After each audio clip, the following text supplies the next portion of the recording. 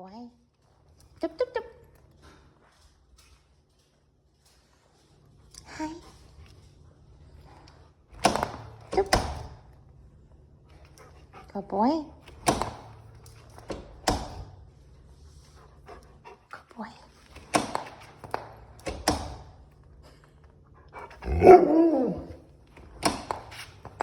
Free! There you go. Good. So it's been about 3 weeks since I've seen Milo. And that last week, I think I really only saw him for like 1 day. So it's been almost a month. I have him on the long lead today just to kind of see where he's gotten to since the last time that we were together, because it's been so long. I want to see where he's at naturally before we start really messing with him and fine-tuning again, right? Good boy. Good boy. So the rules are still the same though, right? Even if he has a long lead, he has to be in heel position in order to get his reward, right? And if he stays with me, he'll get a reward. Good boy. Yes. And if he feels pressure on that leash, at any point, for any reason, our feet stop until he comes back into heel position. Good boy. Good boy. So we do have some decent distraction today. I'm gonna see if he goes towards it.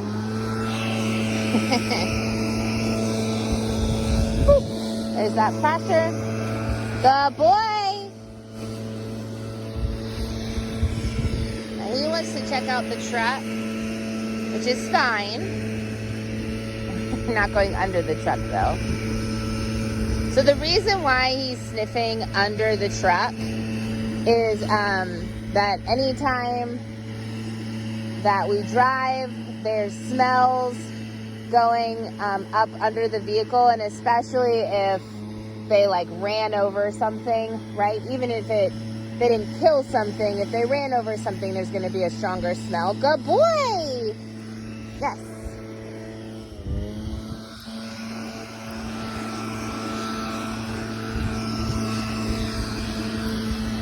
Now I'm not going to go backwards.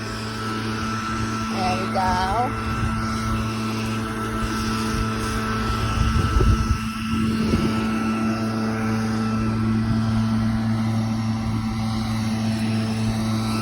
Good boy.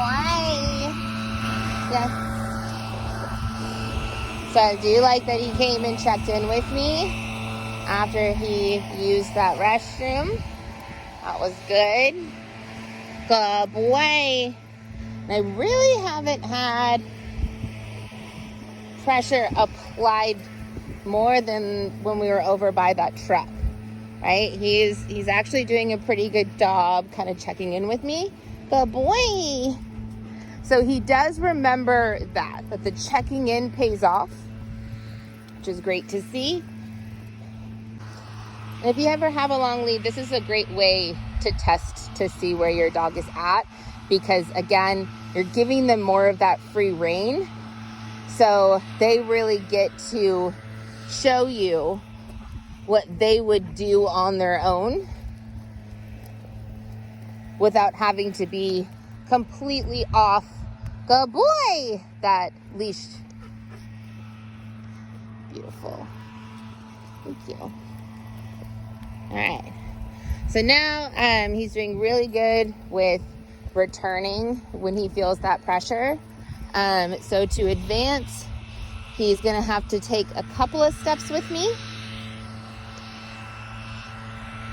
And if he gets in front of me, I'm going to stop. So even though we have him on the long lead, I'm still going to stop when he passes my front feet. Good boy. All right, so a couple of steps, he gets his reward. If he gets in front, I stop. Good boy. Right? Couple of feet. Yes. Good boy. And when I do that stop, I do make it kind of dramatic in the sense that I kind of like stomp my feet a little bit, so that he starts to learn, good boy, to listen to my feet, right? And to kind of jolt him back into that think and learn mode with a sound, right? As opposed, that is natural for my body to take. Maybe it's a little bit more dramatized in the moment, but he has the ability to hear my footsteps even without me stomping. So by stomping, it kind of gets him to learn to pay attention to that sound a little bit more. Good boy. So that even if he's not exactly watching my body, he can at the very least listen for my footsteps and start learning to do so. And again, even if he comes into kind of that general loose leash walking area, he has to join up by coming into the correct position, take a couple of steps, and then I'll give him his reward.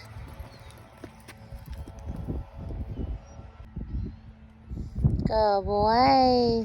Good boy. Where are you?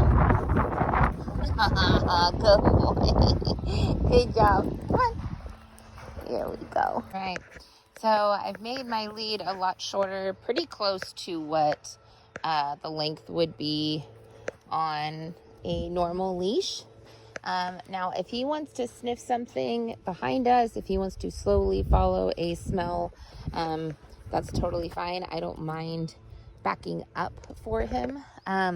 But if he's trying to get to a smell and it's in front of us, we don't go forward if he's not in the loose leash walking position, right? So when he goes forward, our feet stop. Good boy. We wait for him to come back. Then we can start walking, right? After a couple of steps, he can get his reward and we stop. Now, he really wants to be able to sniff these areas, mainly because a lot of dogs do pee on them, but also smells from the road will kind of fly off and get trapped at the base of these mailboxes. And it is important that even if we are really close to a mailbox that he wants to sniff at, that if, let's say, he applies pressure and he's about an inch away from the mailbox, it's really important that we don't give in to that inch, right? Because that's teaching him, right, and reinforcing the, if I apply pressure, I get to move forward, right? And I want him to understand that when he applies pressure, no matter how hard, no matter for how long, right, we don't move forward until he comes back into loose leash walking position. And you can see there, he didn't get his reward, right? He got the natural reward, which was the ability to move forward. Okay, so he doesn't get a treat there anymore. He only gets to actually move forward by being in that position. And because he applied pressure on the leash, I'm not going to go backwards, right? He's enacted the feet not moving, so he needs to come and join back up in order for us to start moving.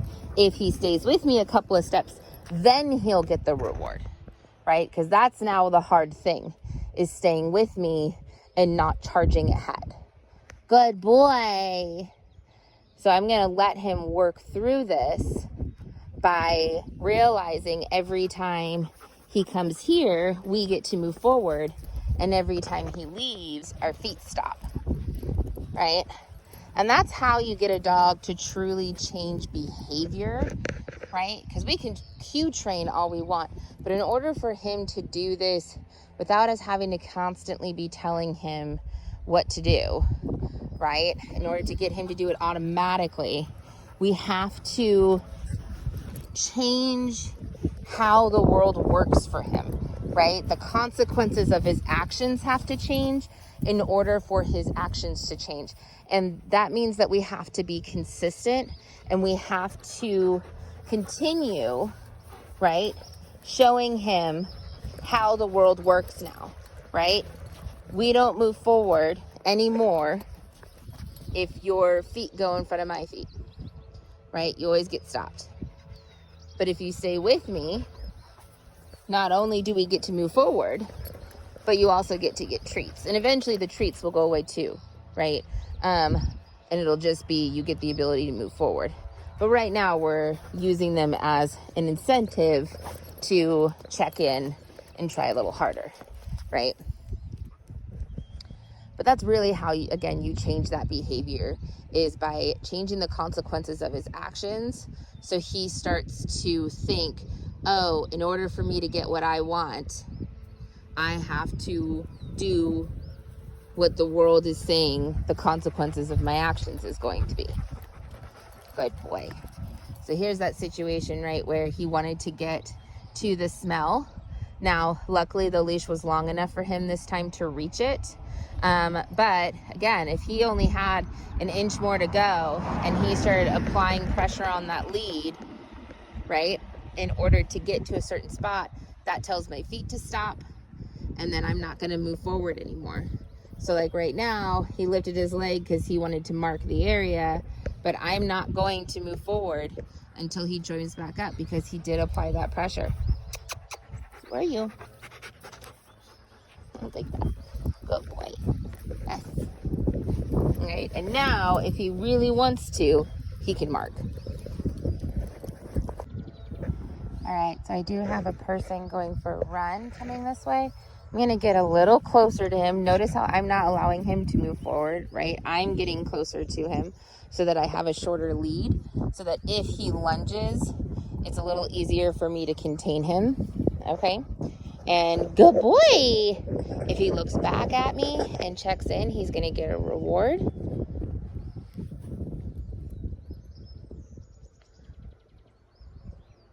Oh, never mind, the person's running back. Aw, man. Good boy, yes. Still gonna give him a reward for checking in.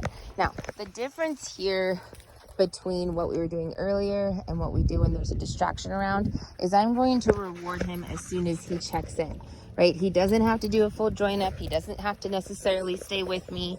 I'm still gonna reward for those things, but I really want to reward for every time he disengages from that distraction, just like we do when we practice that leave it exercise, right? That every time he disengages, he's going to get a reward for that disengagement.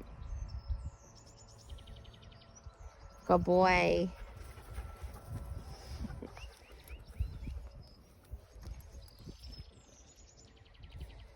Good boy. Good boy. Now the difference here is that he's not coming up to me to get that reward, right?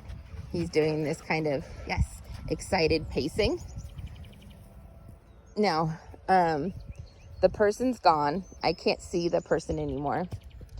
And so at this point, he needs to do a full join up in order for us to move forward. And then he gets his reward for sticking with me, right? We go right back to what we were doing as soon as the distraction is gone. Good boy.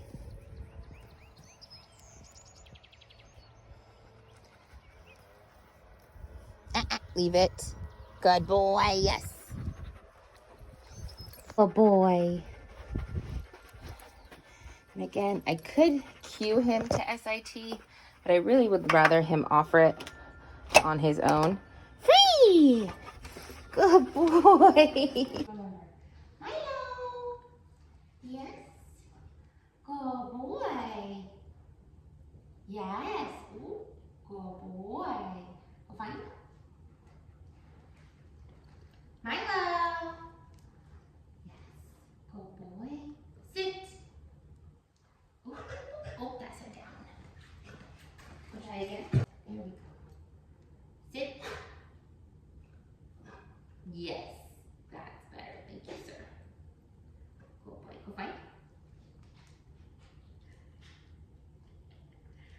boy. Yes. Yes. Oh. Right here. Boy. Free. Milo. Down. Yes. Here we go. Free.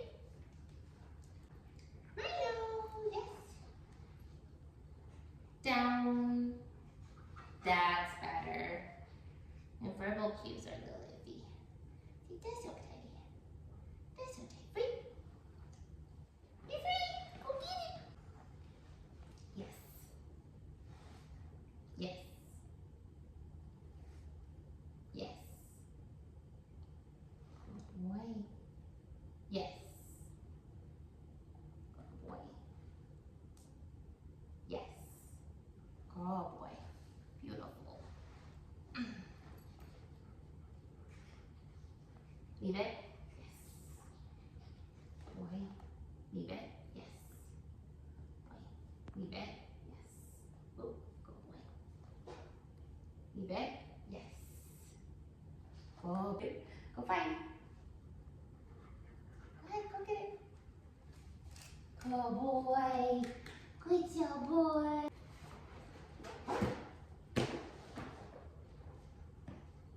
Good boy. Yes. Good boy.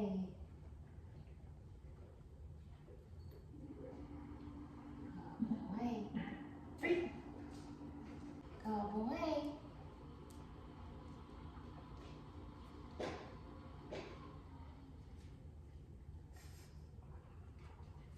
Yes. Good boy. Good job.